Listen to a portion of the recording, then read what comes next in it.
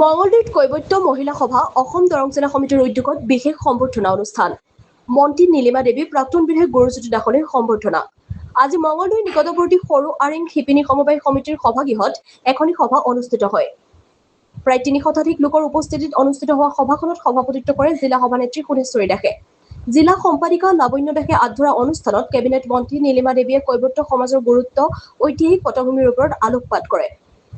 ভাষণকালত main নিগমৰ অধ্যক্ষ গুৰুজ্যোতি দাসে মহিলাসকলৰ অৱদানৰ স্বীকাৰ কৰি মহিলাৰ দ্বাৰাই দৰং জিলাখনৰ শীৰ্ষ প্ৰশাসনিক আৰু গুৰুত্বপূৰ্ণ পদবীসমূহত মহিলা নিয়োজিত হৈ অসম তথা ভাৰতৰ এখন উল্লেখযোগ্য জিলা হিচাপে দৰং জিলা লেখত ল'বলগীয়া জিলা বুলি মন্তব্য কৰে। মঙলদৈৰ পৰা মিৰ চাহিল ইৰফানৰ প্ৰতিবেদন AIN লাইভ। আজি ইয়াতে আমাৰ দৰং জিলা কৈবত্য মহিলা সভা এখন সভা অনুষ্ঠিত কৰিছিল। সদৌ অসম কৈবত্য মহিলা সভাৰ সভানেত্ৰী ৰূপালী দাস বাইদেউকে ধৰি কেইবাগৰাকীও তাৰে বিষয়ববী আহিছিল। ভাল লাগিল, তেওঁলোকে মহিলাখিনি কৈবত্য জাতিটোক মহিলাসকল অকল ঘৰত আবদ্ধ নাথাকি ৰান্ধনীশালত নাথাকি তেওঁলোকে আজি সমাজখনত ওলাই আহিছে, তেওঁলোকৰ জাতিটোৰ হৈ তেওঁলোকে কাম কৰিছে। দেখিছোঁ তাত যথেষ্টখিনি ভাল মহিলা আছে, কিয় কোনোবাই লিখিব জানে, কোনোবাই গান গাব জানে, কোনোবাই বক্তৃতা দিব জানে।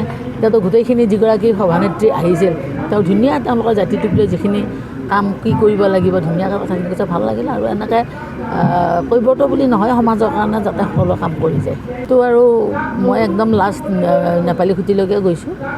জৰাজীৰ্ণ অৱস্থা, তাত মানুহ আৰু আছে, কিবাকৈ থাকিব লাগিছে। বহুত মানুহ তাত এতিয়া নাই, বেলেগ বেলেগ ঠাইতো গৈ পেলাই আছে। হয়তো পৰিৱেশ এটা ঘৰ চৰ বনাই ঠিক কৰি লৈ পেলাই তেওঁলোক ঘূৰি আহিব। আমি মুঠ ভেটানেৰী ডিপাৰ্টমেণ্টৰ ফালৰ পৰা সাধাৰণতে বহুতখিনি কেম্প, প্ৰায় 919টাৰো অধিক কেম্প আছিল। আৰু ডক্টৰছবিলাক টিম বাই টিম তেনেকৈ পঠিওৱা হৈছিল আৰু কিছু পশুখাদ্য পঠিওৱা হৈছিল। আৰু তেতিয়া আৰম্ভণিৰ পৰাই ভেটেনাৰী ডিপাৰ্টমেণ্টে তাত কাম কৰি আছে।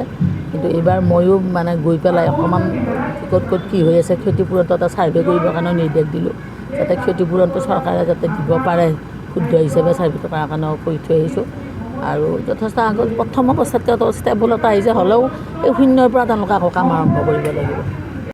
আমাৰ সদৌ অসম কৈবত্য মহিলা সভা আজি আয়োজন কৰা হ'ল। সেই আয়োজনত আমাৰ শিৱসাগৰ, তাৰপিছত বিশ্বনাথ আৰু নগাঁৱৰ সকলো আমাৰ কৈবত্য মহিলাসকল আহি একত্ৰিত হৈছোঁ। আৰু দৰং ডিষ্ট্ৰিক্টত সকলো মহিলা একত্ৰিত হৈ এখনি সভা আহ্বান কৰি আমাৰ মঙলদৈ সমষ্টিৰ বিধায়িকা আৰু তথা মন্ত্ৰী শ্ৰী নীলিমা দেৱীক আমি আমন্ত্ৰণ কৰিলোঁ। আৰু আমাৰ সভাত আহি তেখেত উপস্থিত থকাৰ কাৰণে আমি বহুত সৌভাগ্যৱান হৈছোঁ।